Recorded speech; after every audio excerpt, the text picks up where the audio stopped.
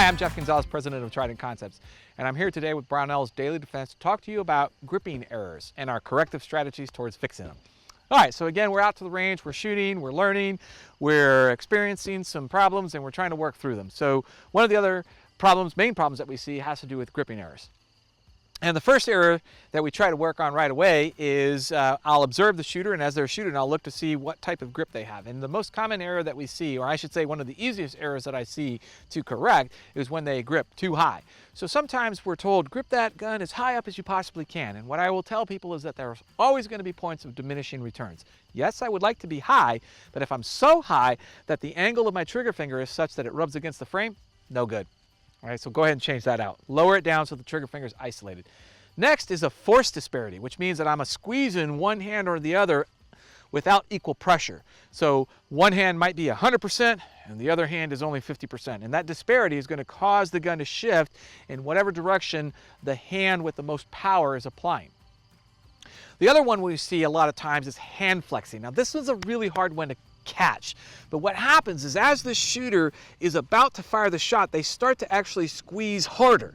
And as they start to squeeze harder, that's telegraphed all the way down into their trigger finger, and so they start to kind of mash that trigger with a little bit extra power than what they need. One of the other ones that's kind of easy to correct is an improper positioning of the hands.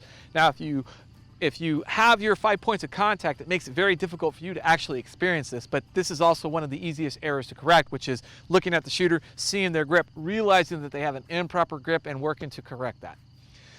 One of the other ones that we typically see with shooters, but it's much harder to diagnose, is when their wrists are super loose. So they're not locking their wrists. And this is part of the grip integrity issue that we talked about, right? We need to make sure that we have those wrists locked nice and tight. So when we see those wrists locked nice and tight, we'll see that recoil impulse in a more controlled manner. When we see the wrist unlocked or loose, a lot of times we'll see that increased recoil arc. And then during rapid fire, we'll see the shooter try to make up for it by squeezing the trigger before the gun has come back onto the target. The last one that we typically see is where we have more of the open heels. The heels aren't pressing in together and not getting that good firm inward positioning or inward pressure. And when that happens, what typically we'll see as far as the shot groups is concerned is we'll typically see the gun recoil a little bit more. So we see a lot of shifting of the grip. So the shooter will be shooting, and during the recoil, we'll see the hand dislodge and them have to re-grip. So if they can really press those heels together and squeeze those pinkies, that locks that grip in, and we typically don't see those shooting errors. All right, so as we're shooting, again, we go through the same diagnostic process. Well, when I feel like I've identified an error, I'll ask the shooter, what are you experiencing? All right, so I'm going to go through a couple of shooting errors here, or actually just one in particular, and we'll work to see if we can get this one corrected. All right, so the first one has to do with a positioning where your shots will go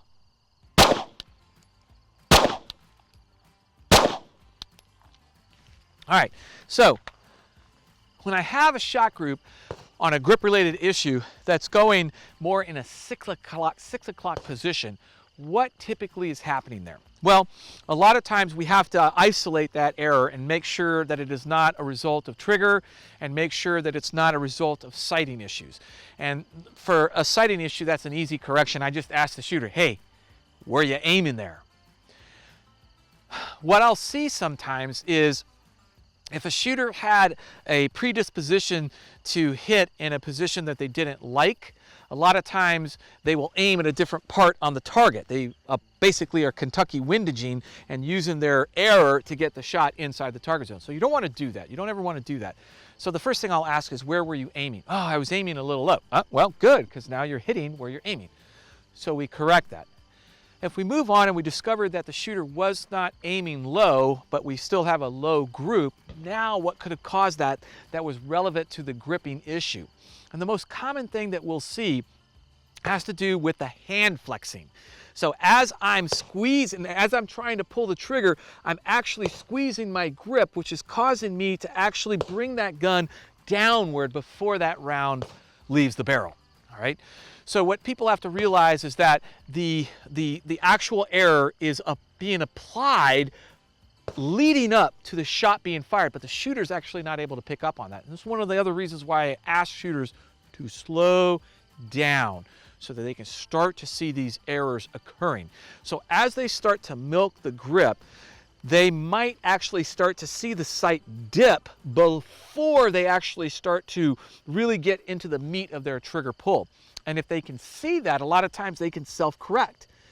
Until they can actually see it, it's going to be really hard to correct this error. But most of the time, a grip-related error that's 6 o'clock is going to be because their hands are flexing as they're trying to shoot.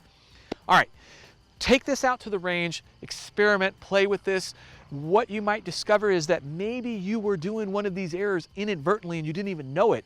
You may not have seen the actual error being committed because it was disguised with other errors in there, but now you start to actually pick up on that.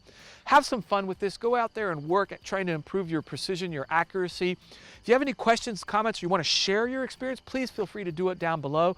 I'm Jeff Gonzalez. Until then, take care and stay safe.